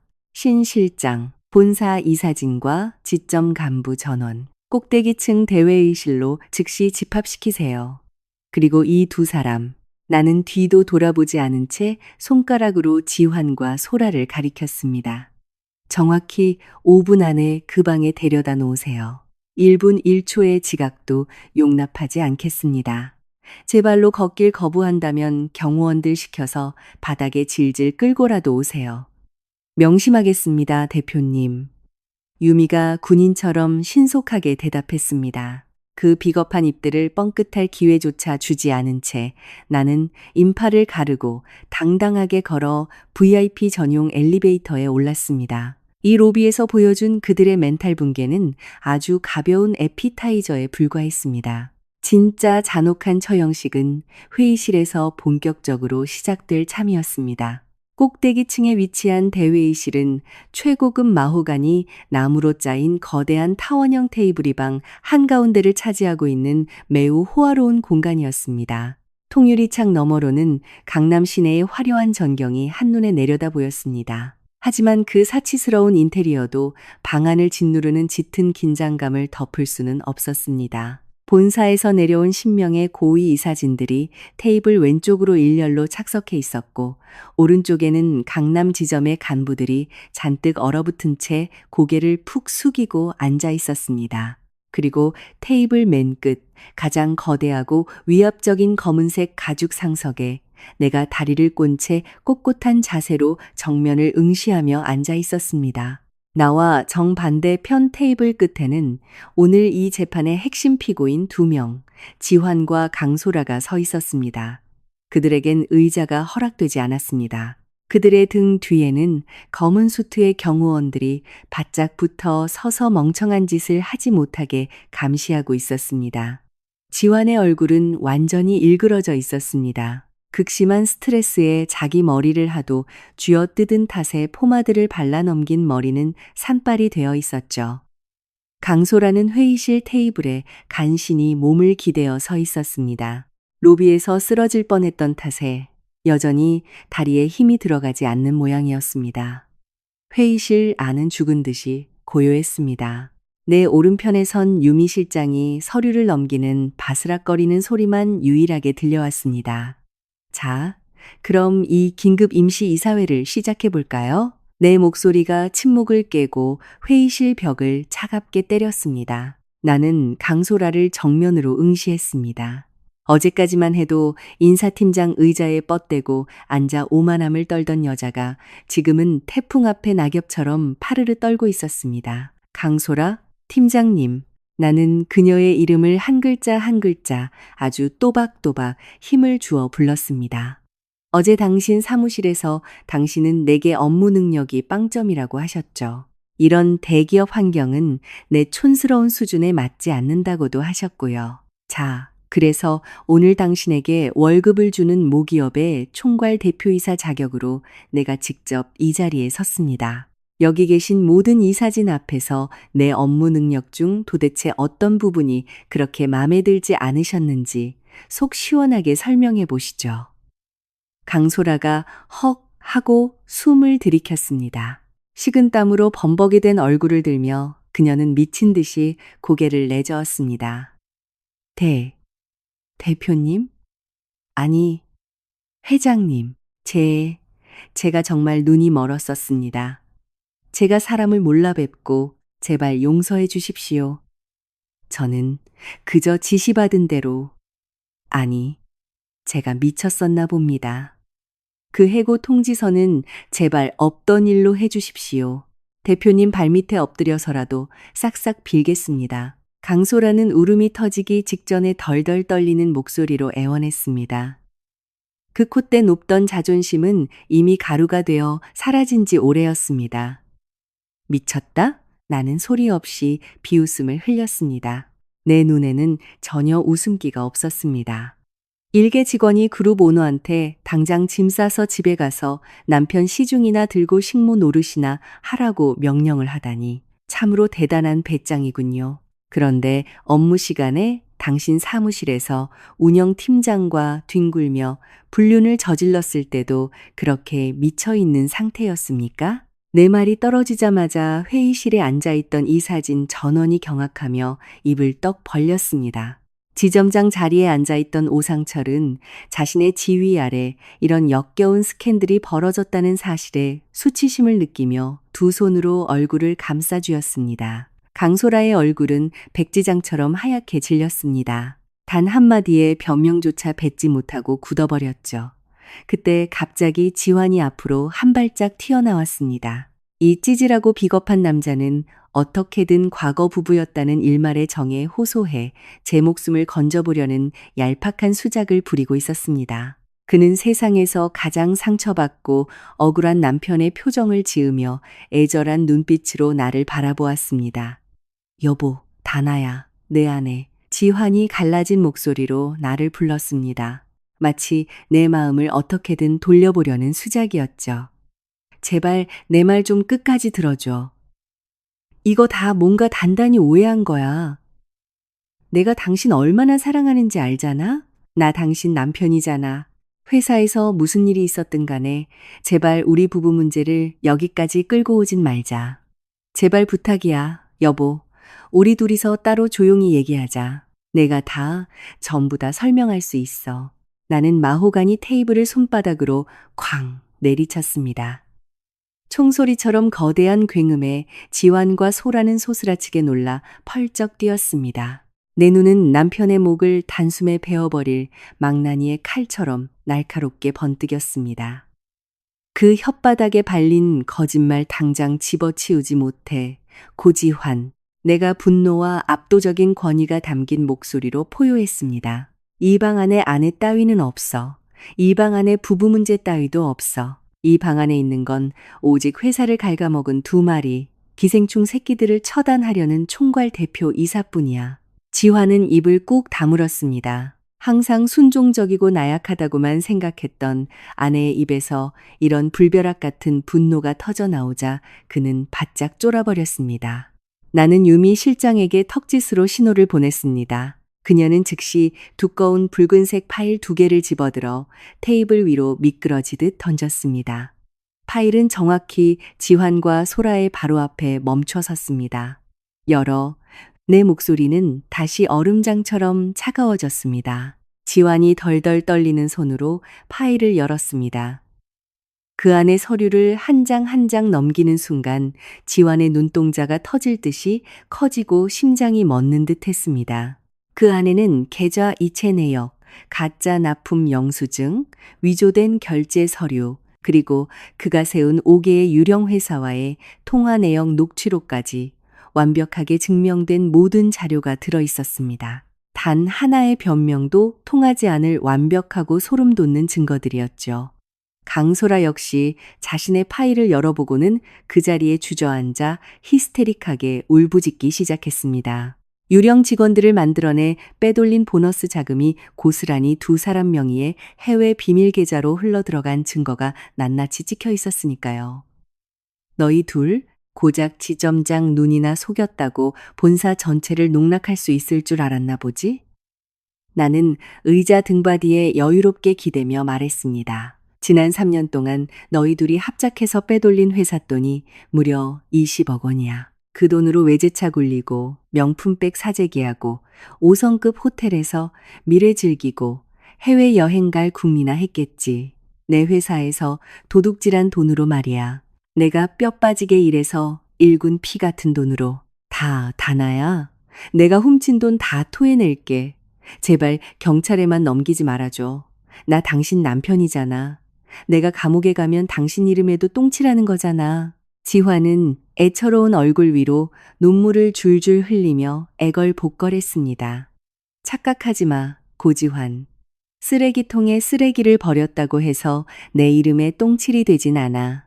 내가 감정 한 톨 섞이지 않은 목소리로 대꾸했습니다. 너희 둘은 참 손발이 잘 맞았어. 강소라는 날 해고해서 이 건물에서 치워버렸고 넌 내가 눈치채지 못하게 집에서 평생 식모 노릇이나 하라고 세뇌하며 상간녀와 함께 내 돈을 훔쳤지. 나는 거대한 의자에서 천천히 일어나 테이블에 두 손을 짚고 마치 사형수의 목을 칠 준비를 마친 사신처럼 그들을 내리다 보았습니다. 나 태경그룹 총괄 대표이사 백다나는 절대적인 권한으로 지금 이 순간 고지환과 강소라를 단돈 1원의 퇴직금도 없이 징계해고 처리한다. 회사가 제공한 모든 복지 혜택은 즉시 회수되며 횡령 피해 보상을 위해 너희들의 모든 개인 자산은 이 시간부로 압류 조치될 것이다. 나는 그들이 이 끔찍한 현실을 뇌에 새길 수 있도록 잠시 뜸을 들였습니다. 그리고 모범적인 기업 시민으로서 우리 법무팀은 이미 이 횡령 사건을 경제범죄수사대에 정식으로 고발 조치했다. 내가 뒤에 서 있던 경호 실장에게 고개를 끄덕였습니다. 경호 실장이 회의실 문을 벌컥 열었습니다. 밖에서 정복을 입은 경찰관 5명이 체포영장과 은비수갑을 철렁이며 들이닥쳤습니다. 경찰의 등장에 강소라의 남은 이성의 끈이 완전히 툭 끊어졌습니다. 그녀는 바닥에 엎드린 채 짐승처럼 울부짖으며 바닥을 기어다녔습니다. 완전한 절망에 빠진 지화는 갑자기 획 돌아서더니 강소라를 손가락질하며 악을 썼습니다. 경찰관님, 전현부터 잡아가세요. 저 더러운 여자가 다 꾸민 일입니다. 횡령할 생각도 서류 조작도 다 강소라가 저를 꼬셔서 한 짓입니다. 전 그냥 시키는 대로 한 것뿐이에요. 지화는 어떻게든 자기 불륜녀를 고기 방패로 삼으려고 미친 듯이 소리를 질렀습니다. 자신을 팔아넘기는 소리를 들은 소라가 벌떡 일어나 지환에게 짐승처럼 달려들었습니다. 이 쓰레기 같은 새끼야. 돈 많이 벌면 그 촌년 버리고 나랑 결혼해서 사모님 소리 듣게 해주겠다며. 이 찌질한 겁쟁이, 새끼, 넌 악마야. 두 사람은 회의실 테이블 앞에서 서로 뺨을 때리고 핥히며 쌍욕을 퍼부었습니다. 그 역겨운 막장 드라마를 지켜보는 이사진들의 얼굴에는 경멸이 가득했습니다. 경찰들이 재빨리 뛰어들어 거칠게 두 사람을 떼어놓고 등 뒤로 수갑을 채웠습니다. 치워버려. 저 쓰레기들 악취 때문에 내 회의실 공기가 오염되니까. 내가 경찰 반장에게 짤막하게 명령했습니다. 지화는 바닥에 질질 끌려나가면서도 넋이 나간 눈으로 나를 쳐다보며 내 이름을 부르고 살려달라고 애원했습니다. 소라는 자기 팔자를 저주하고 지환을 향해 찢어지는 목소리로 쌍욕을 날리며 질질 끌려나갔습니다. 끝없이 추락하는 지옥행 엘리베이터 문이 닫히며 그들의 발악 소리도 서서히 사라졌습니다. 나는 꼿꼿한 자세로 다시 내 자리에 앉아 수트의 옷깃을 여몄습니다. 완벽한 처형식이었습니다. 아직 긴장에 얼어붙어 있는 이사진들을 향해 내가 입을 열었습니다. 자, 내 입가에 다시 차가운 미소가 번졌습니다. 회사에 기생하던 해충들을 박멸했으니 이제 강남 지점의 경영진 인적 쇄신에 대해 논의해 볼까요? 오늘 진정한 여왕이 왕좌를 탈환했고 이 거대한 기업의 제국은 다시 내 발밑에 엎드렸습니다. 회의실에서의 지점 임원진 인적 쇄신 회의는 일시간도 채 걸리지 않았습니다. 하지만 그 파급력은 강남 지점의 권력 구조를 완전히 뒤엎어 놓기에 충분했습니다. 나는 고지환의 횡령을 묵인했거나 방관했던 간부들을 즉각 보직 해임하고 내 직속 감사팀이 철저히 검증한 깨끗하고 능력 있는 새 얼굴들로 그 자리를 채웠습니다. 윗사람 비위나 맞추며 아부하기 바빴던 오상철 지점장에게는 엄중 경고와 함께 3개월의 수습 기간을 다시 부여했습니다. 만약 3개월 안에 눈에 띄는 실적 개선이 없다면 그 역시 고지환의 뒤를 따라 이 건물 밖으로 짐을 싸게 될 것입니다. 회의를 마치고 유미 실장과 경호원들을 대동한 채 회의실을 나섰습니다. 어깨를 짓누르던 체증이 싹 내려간 듯 주변 공기마저 상쾌하게 느껴졌습니다. 우리는 아래층 로비로 가기 위해 VIP 전용 엘리베이터에 탔습니다. 대표님, 보고 드립니다. 유미 실장이 손에 든 태블릿을 확인하며 말했습니다. 현재 경찰이 고지환과 강소라를 지하 주차장에 구금 중입니다. 대표님 지시대로 자산 압류 전담팀과 주거래 은행 직원들도 현장에 도착해 대기 중이었습니다.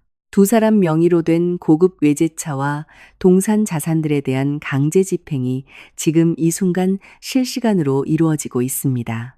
보고를 듣자 내 입가에 옅은 미소가 번졌습니다. 아주 좋네요. 우리도 지하 주차장으로 가죠. 내 전남편과 그의 사랑스러운 상간녀에게 마지막 작별 인사는 해줘야 예의 아니겠어요? 엘리베이터가 매끄럽게 지하로 내려갔습니다. 무거운 철문이 열리자마자 왁자지껄한 소란이 귓전을 때렸습니다. 평소 고급 세단들만 조용히 주차되어 있던 VIP 전용 구역이 지금은 경찰 순찰차, 견인차, 그리고 각 잡힌 수트를 입은 은행 집행관들로 북새통을 이루고 있었습니다. 몇몇 영언스어 언스민한 직원들이 먼발치에서 기웃거리고 있었지만 감히 다가오지 못했습니다. 회사를 휘젓고 다니던 가장 오만한 두 인간이 철저히 박살나는 이 끝내주는 구경거리를 놓치고 싶지 않았겠죠.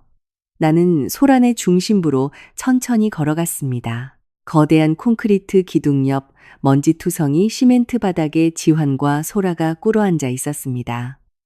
두 사람의 손목엔 은빛 수갑이 단단히 채워져 있었습니다. 그들의 꼴은 정말이지 말이 아니었습니다. 지환의 그 잘 다려진 수트 셔츠는 땀에 절어 구겨질 대로 구겨져 있었고 소라의 두꺼운 화장은 멈출 줄 모르고 쏟아지는 눈물 콧물에 번져 흉측한 몰골이었습니다. 그들 앞에는 은행 집행관 한 명이 무표정한 얼굴로 압류 자산 목록을 낭독하고 있었습니다. 그 옆으로는 강소라가 돈 많은 재벌 남친이 사준 거라며 동네방네 자랑하고 다니던 새빨간 스포츠카가 육중한 견인차에 매달려 공중으로 끌려 올라가고 있었습니다. 안 돼! 내 차 건드리지 마. 저건 내 차야. 내가 피땀 흘려서 산 내 차라고. 강소라가 미친 듯이 비명을 지르며 견인차를 막으려 벌떡 일어섰습니다. 하지만 여경 한 명이 단호하게 그녀의 어깨를 짓눌러 다시 바닥에 주저앉혔습니다. 강소라 씨는 이제 이 차량에 대한 어떠한 권리도 없습니다. 이 차를 구매한 자금은 태경그룹에서 횡령한 불법 자금인 것으로 명백히 입증되었습니다. 은행 직원이 강소라의 오열에는 눈 하나 깜짝하지 않고 기계적인 목소리로 쏘아붙였습니다. 바로 그때 고지환의 시선이 천천히 다가오는 내 쪽을 향했습니다. 벌겋게 퉁퉁 부어오른 그의 눈이 튀어나올 듯 커졌습니다. 아이보리 수트를 입고 선글라스를 손에 쥔 채 범접할 수 없는 아우라를 뿜어내는 나를 보자 그의 뇌리에 남아있던 마지막 이성의 끈마저 툭 끊어져 버린 것 같았습니다. 주변의 경찰과 집행관들조차 내가 지나갈 때 슬며시 고개를 숙일 정도로 압도적인 기운이 지하주차장을 지배했습니다. 다나야, 다나야, 지환이 쉬어터진 목소리로 울부짖었습니다. 경호원들이 미처 제지할 틈도 없이 지환이 수갑 찬 손으로 땅을 짚은 채 두 무릎으로 더러운 시멘트 바닥을 기어 내 쪽으로 미친 듯이 돌진해 왔습니다. 나와의 거리가 몇 걸음밖에 남지 않자 그는 그대로 바닥에 납작 엎드리며 내 뾰족한 검은색 하이힐 코앞에 자기 얼굴을 쳐박았습니다. 뒤로 묶인 손이 어떻게든 내 발목이라도 잡아보려 허우적댔지만 나를 호위하는 경호원들의 살벌한 눈빛에 짓눌려 감히 내 구두 끝자락도 건드리지 못했습니다. 제발 다나야, 내가 이렇게 내 발밑에서 엎드려 빌게 제발 한 번만 살려줘. 지환이 짐승처럼 울부짖었습니다. 그의 처절한 울음소리가 삭막한 지하 주차장 벽을 타고 찌렁찌렁 울렸습니다. 얼굴을 땅바닥에 비벼대는 통에 그의 눈물과 콧물, 그리고 시멘트 바닥에 시커먼 먼지가 뒤엉켜 얼굴은 진흙탕처럼 변해 있었습니다. 집에서는 왕이라도 된 양 내조를 바라고 시중을 들라며 거들먹거리던 남자가 지금은 한낱 흙바닥에 지렁이처럼 목숨을 구걸하고 있었습니다. 나는 고개를 숙여 그 더러운 남자의 정수리를 무감각한 눈으로 내려다보았습니다. 가슴 속에 일말의 동정심이나 연민 따위는 1%도 남아있지 않았습니다. 저 악어의 눈물 따위가 지난 몇 달간 그가 내게 저지른 그 끔찍한 배신과 참을 수 없는 모욕을 씻어낼 수는 없었으니까요. 제발 이 압류 좀 멈춰줘. 여보, 우리 집, 우리가 같이 살던 그 집은 내가 갈 수 있는 유일한 곳이잖아. 방금 저 변호사가 집도 다 압류해서 넘어간대. 내 집이랑 차까지 다 뺏기면 난 당장 길바닥에 나앉아야 해. 난 이제 개털이야. 20억이라는 돈은 내가 평생 노가다를 뛰어도 못 갚는단 말이야. 지화는 차마 내 얼굴을 올려다보지도 못한 채 땅에 코를 밟고 쉴 새 없이 징징거렸습니다. 나는 짧게 코웃음을 쳤습니다. 서늘한 헛웃음이 입술을 비집고 나왔습니다. 우리 집? 내 집? 그 집이 언제부터 네 소유였지? 고지환? 네가 떵떵거리며 살았던 그 빌라. 우리 회사 부동산 팀이 계약한 법인 소유 전셋집이야. 네가 대단히 성공한 남자가 된 것처럼 환상에 빠져 살라고 명의만 네 앞으로 해둔 거지. 넌 애초부터 쥐뿔도 가진 게 없는 빈 껍데기였어. 네가 잘난 척하며 뽐내던 그 모든 것들. 내가 널 위해 만들어준 아주 얄팍한 환상에 불과했다고. 진실의 철퇴를 맞은 지환의 울음소리가 더욱 비참하게 커졌습니다. 내가 미쳤었나 봐, 다나야. 나 진짜 죽을 죄를 지었어. 너, 나 사랑한다고 했잖아. 응? 넌 세상에서 제일 착한 아내잖아. 제발 경찰 고소 취하해줘. 나 감옥 가면 진짜 죽어. 내가 약속할게. 저 쌍년 다신 쳐다보지도 않을게. 전현이 날 꽃뱀처럼 꼬신 거야. 다나야. 지화는 갑자기 고개를 획 돌려 뒤에서 엎드려 우는 강소라를 살기 등등하게 노려보았습니다. 이게 다 저 싸구려 불륜녀 때문이야. 전현이 회사에서 내 바지 가랑이 잡고 늘어지면서 유혹했다고. 회사 돈 빼돌리자고 계획 짠 것도 전부 다 전현 머리에서 나온 거야. 자신의 빨간 스포츠카가 견인되는 걸 보며 오열하던 강소라는 자신을 팔아넘기는 지환의 말에 분노로 눈이 뒤집혔습니다. 그녀는 세상 모든 걸 다 바칠 것처럼 달콤한 말만 늘어놓던 놈이 결정적인 순간에 자기를 고기 방패로 던지는 걸 용납할 수 없었습니다. 남은 힘을 쥐어짜 벌떡 일어난 소라는 묶인 손 대신 발로 지환의 어깨를 사정없이 걷어찼습니다. 지환이 억소리를 내며 시멘트 바닥에 나뒹굴었습니다. 이 천하의 비겁한 새끼야. 강소라가 목에 핏대를 세우며 악을 썼습니다.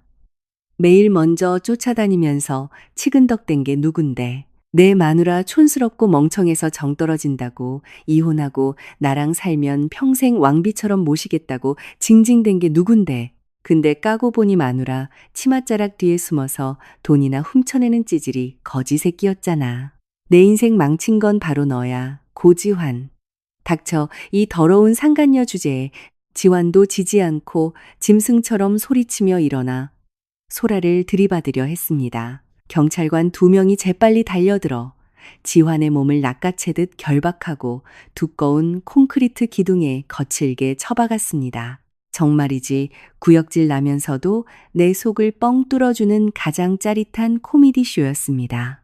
불과 어제까지만 해도 서로를 껴안고 내 불행을 비웃던 두 인간 쓰레기가 이제는 살기 위해 서로를 물어뜯고 개처럼 싸우고 있었습니다. 돈과 쾌락 앞에서는 그렇게도 달콤했던 두 사람의 사랑이 권력과 돈이 모조리 사라진 순간 밑바닥보다 더 더러운 본성을 드러내며 서로를 파멸로 몰아넣고 있었죠. 나는 기둥에 짓눌려 헐떡이는 지환의 코앞까지 다가갔습니다. 내 시선은 그의 흔들리는 눈동자에 아주 깊고 날카롭게 꽂혔습니다. 강소라가 어제 인사팀장실에서 내게 뭐라고 짓거렸는지 똑똑히 기억해, 고지환. 그리고 어젯밤 집거실 소파에서 네가 내게 뭐라고 나불거렸는지도 기억하겠지? 나는 속삭이듯 차분하지만 그의 숨통을 얼려버릴 듯한 목소리로 물었습니다. 지환의 입술이 파르르 떨렸습니다.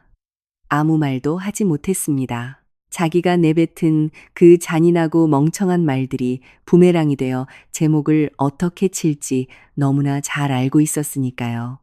너희 둘은 나를 식모라고 불렀지. 설거지나 하고 밥이나 차리며 집구석에서 시중이나 들라고 했어. 기업의 세계는 내 촌스러운 수준에 맞지 않는다고 하면서 말이야. 나는 내뱉은 단어 하나하나가 그의 작고 형편없는 뇌리에 콱콱 박히도록 천천히 또박또박 말했습니다. 그래, 너희 말이 맞아. 이런 더럽고 너희 같은 기생충들이 우글거리는 얄팍한 직장 생활 노름은 내 수준에 전혀 안 맞지. 왜냐하면 내 수준은 너희에게 월급을 주고 밥을 먹여주고 그리고 지금 당장 너희들의 미래를 산산조각 내버리는 오너의 자리니까. 나는 현장을 통제하던 경찰 반장을 향해 돌아섰습니다. 반장님, 저 쓰레기 2마리 당장 끌고 가십시오. 제 회사 소유지에 저 역겨운 면상들이 1초라도 더 있는 걸 참을 수가 없군요. 아주 춥고 축축한 감방 제일 구석에 쳐넣어 주시길 부탁드립니다. 알겠습니다, 대표님. 법이 허용하는 최고 강도로 철저하게 수사하겠습니다. 경찰 반장이 깍듯하게 경례하며 답했습니다. 경찰들이 지환과 소라의 양팔을 거칠게 잡아끌어 호송차로 밀어 넣었습니다. 지환은 끌려가면서도 내 이름을 부르짖고 오열하며 살려달라고 애원했습니다.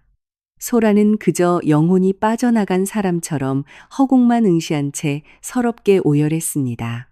그녀가 그렇게 신경 쓰던 명품 구두는 이미 한 짝이 벗겨져 시커먼 시멘트 바닥에 뒹굴고 있었습니다. 철제 호송차 문이 쾅 하는 둔탁하고 무서운 소리와 함께 닫혔습니다. 경찰차의 붉고 푸른 사일엔 불빛이 번쩍이며 그 끔찍한 내 과거의 오물들을 그들이 가야 할 가장 더러운 하수구로 영원히 치워버렸습니다. 나는 멀어지는 사일엔 소리가 잦아들 때까지 그 자리에 가만히 서 있었습니다. 지긋지긋한 이 연극 무대는 이제 완벽하게 끝이 났습니다.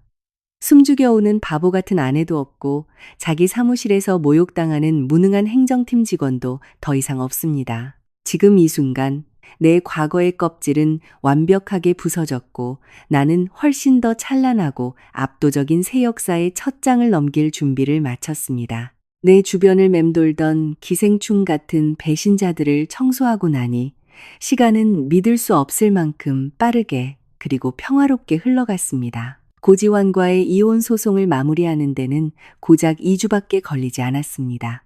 가정법원 판사는 내가 제출한 완벽하고 역겨운 불륜 증거 자료들을 확인하자마자 뒤도 돌아보지 않고 초고속으로 이혼을 인용했습니다. 결혼 전 법무팀을 통해 몰래 작성해 두었던 혼전 계약서 덕분에 지환은 단돈 1원의 위자료나 재산 분할도 챙기지 못했습니다.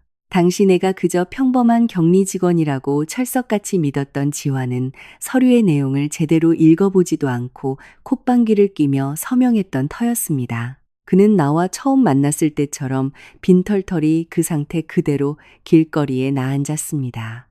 회사 자금 횡령에 대한 형사재판은 그야말로 일사천리였습니다.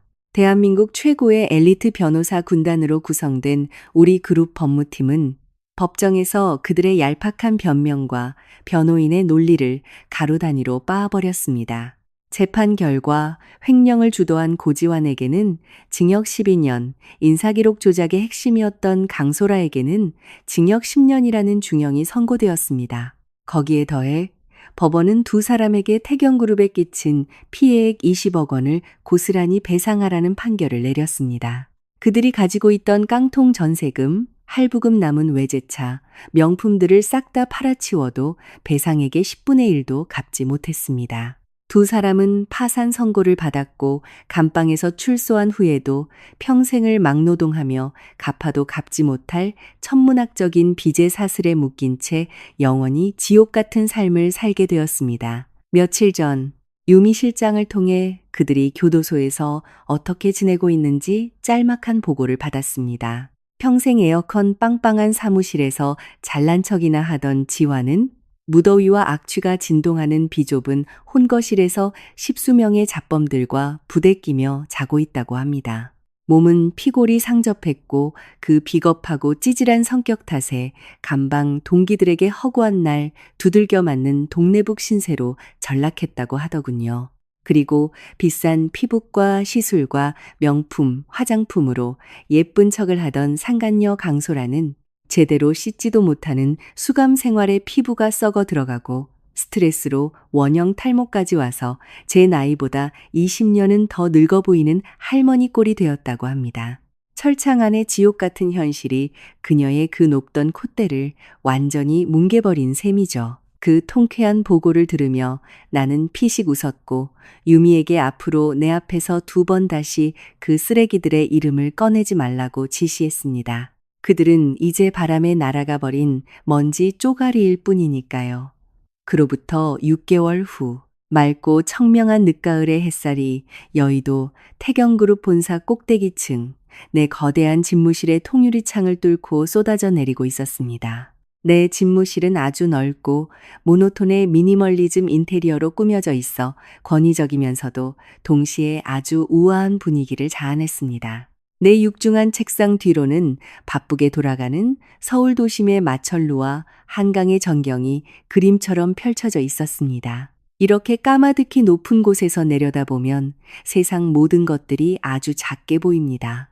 내 발목을 잡으려 했던 과거의 그 하찮은 문제들처럼 말이죠. 나는 집무실 밖테라스로 걸어나가 수십 층 높이에서 불어오는 시원한 바람을 얼굴로 맞았습니다. 오늘은 용기와 화려한 부활을 상징하는 버건디 컬러의 디자이너 수트를 입었습니다. 어깨까지 닿던 머리는 세련된 단발 비대칭 컷으로 잘라 훨씬 더 도회적이고 날카로운 이미지를 연출했습니다. 목소리를 낮추고 남의 눈치나 보던 순종적인 여자는 더 이상 세상에 존재하지 않았습니다. 오늘 태경그룹은 인접 아시아 국가로 사업 영역을 확장하는 거대 다국적 기업 인수합병 계약에 최종 서명했습니다. 내가 다시 경영 일선에 복귀하여 밑바닥부터 썩어있던 윗선 간부들을 갈아치우고 공격적인 전략을 펼친 결과 반년 만에 회사 순이익은 300%나 수직 상승했습니다. 생각에 잠겨 있을 때 가벼운 노크 소리가 정적을 깼습니다. 대답하기도 전에 테라스로 향하는 유리문이 스르륵 열렸습니다. 비즈니스 여왕께서 잠시 숨 고르는 시간을 제가 방해한 건 아니길 바랍니다. 아주 깊고 따뜻하며 듣는 사람의 마음을 편안하게 해주는 중저음의 목소리였습니다. 뒤를 돌아보니 차도진 변호사가 테라스 문턱에 기대서서 나를 바라보고 있었습니다. 도진은 우리 그룹 법무팀을 이끄는 수석 변호사이자 지난 6개월 동안 거대한 비즈니스 전쟁터에서 늘 내 곁을 지키며 싸워준 가장 믿음직한 파트너였습니다. 그는 대단히 지적이고 카리스마 넘치며 무엇보다 여성을 진심으로 존중할 줄 아는 품격을 갖춘 남자였습니다. 다른 남자들처럼 내 권력이나 재력에 기가 죽거나 열등감을 느끼지 않았습니다. 오히려 그는 내 아이디어에 날카로운 토론을 제안하며 나를 더 성장하게 만들어주는 동반자였습니다. 그는 체형에 딱 떨어지는 세련된 차콜 그레이 수트를 입고 있었고 훤칠한 키에 선한 눈매를 가진 그의 시선에는 내가 이제껏 어떤 남자에게서도 보지 못했던 진실함이 담겨 있었습니다. 그의 양손에는 갓 내린 에스프레소가 담긴 머그잔 2개가 희미한 김을 피워 올리고 있었습니다. 짙고 향긋한 커피 향이 가을바람을 타고 내 코끝을 스쳤습니다. 차 변호사님이 직접 타주는 커피를 내가 거절할 리가 없잖아요. 이리 와요. 내 입가에 아주 자연스럽고 환한 미소가 번졌습니다. 도진이 다가와 내게 커피잔을 건넸습니다. 잔을 건네받는 순간 우리의 손끝이 살짝 스쳤고 가슴 한구석이 몽글몽글하게 데워지는 듯한 기분 좋은 떨림이 느껴졌습니다. 그는 내 옆에 서서 테라스 유리 난간에 가볍게 팔을 기대고 나와 함께 발 아래 펼쳐진 서울 시내를 내려다 보았습니다. 오늘 MA 최종 서명 정말 축하합니다. 대표님, 아까 이사회에서 대표님의 그 공격적이고 완벽한 전략에 임원들이 아주 침이 마르도록 칭찬을 하던데요. 경쟁사들에게 부스러기 하나 남겨주지 않고 시장을 싹쓸이해 버리셨으니까요. 도진이 나를 향해 깊은 존경심이 담긴 목소리로 말했습니다. 나는 에스프레소를 한 모금 천천히 음미했습니다. 혀끝의 감도는 씁쓸함 뒤에 완벽한 달콤함이 찾아왔습니다. 내 등 뒤에 대한민국 최고로 악착 같은 법무팀이 버티고 있었으니까 가능했던 일이죠. 차 변호사님의 철벽 같은 법률 방어가 없었다면 저도 이렇게 거침없이 돌진하진 못했을 거예요. 도진이 부드러운 웃음을 터뜨렸습니다. 아주 경쾌하고 기분 좋은 웃음소리였습니다. 저는 그저 우리 그룹에서 가장 소중하고 가치 있는 자산을 지키는 제 본분에 충실했을 뿐입니다. 아, 성공 축하 파티 말이 나와서 하는 얘긴데요. 눈코 뜰 새 없이 바쁘신 우리 총괄 대표이사님, 혹시 오늘 저녁에 시간 조금 내어주실 수 있습니까? 여의도의 뷰가 아주 끝내주는 루프탑 레스토랑이 새로 오픈해서 예약을 해뒀거든요. 노을지는 한강 야경이 기가 막히다더군요. 나는 고개를 돌려 옆에 선 도진의 얼굴을 바라보았습니다. 그의 날렵한 턱선, 오똑한 콧날, 그리고 나와 눈을 맞출 때 온전히 나라는 사람 자체를 인정하고 존중해주는 그 깊은 눈빛에 심장 박동이 평소보다 조금 더 빠르게 뛰기 시작했습니다. 과거의 그 끔찍했던 배신 때문에 나는 영원히 마음의 문을 굳게 닫아버리겠다고 다짐했었습니다. 하지만 차도진이라는 사람의 존재는 세상 모든 남자가 다 그놈처럼 비겁하고 찌질한 쓰레기는 아니라는 사실을 깨닫게 해주었습니다. 세상에는 자신과 동등한 위치에서 당당하게 마주서는 여자를 진심으로 아끼고 존중할 줄 아는 진짜 남자도 존재한다는 것을요. 새로 생긴 루프탑 레스토랑에 놓을 뷰를 검증하러 가는 거라면 오늘 내 저녁 시간을 투자할 가치는 충분하겠네요. 나는 살짝 장난기 어린 유혹적인 미소를 지으며 그의 데이트 신청을 흔쾌히 수락했습니다. 도진의 입가에 숨길 수 없는 크고 환한 미소가 번졌고 그의 눈동자는 기쁨으로 반짝였습니다. 영광입니다. 저녁 7시 정각에 대표님 집무실 앞으로 모시러 오겠습니다. 도진은 내 어깨를 아주 부드럽고 젠틀하게 애정이 듬뿍 담긴 손길로 톡톡 두드린 뒤 마지막 인수합병 서류 검토를 마무리하겠다며 정중하게 인사를 건네고 테라스를 나섰습니다. 나는 다시 고개를 돌려 테라스 유리창에 희미하게 비친 내 모습을 바라보았습니다. 내 눈동자는 그 어느 때보다 단단하고 빛나고 있었고 내 안에는 진짜 행복이 차오르고 있었습니다. 나를 철저히 짓밟았던 과거의 거센 폭풍우는 결국 내 진짜 운명과 진정한 내 자리를 찾아주기 위해 얄팍한 잡동사니들을 깨끗하게 청소해준 대자연의 선물에 불과했습니다. 그들은 나를 식모라 비웃으며 길거리에 내다버렸다고 착각했습니다. 하지만 그들은 한 가지 아주 중대한 사실을 몰랐습니다. 진짜 여왕은 다시 자신의 왕자를 되찾기 위해 그 누구의 허락도 그 어떤 남자의 동정도 필요하지 않다는 것을 말입니다.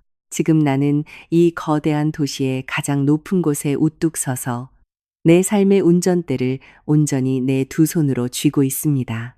끔찍했던 과거는 차가운 철창 너머로 영원히 파묻혀버렸고 이제 나만의 눈부신 새로운 챕터가 화려하게 막을 올렸습니다.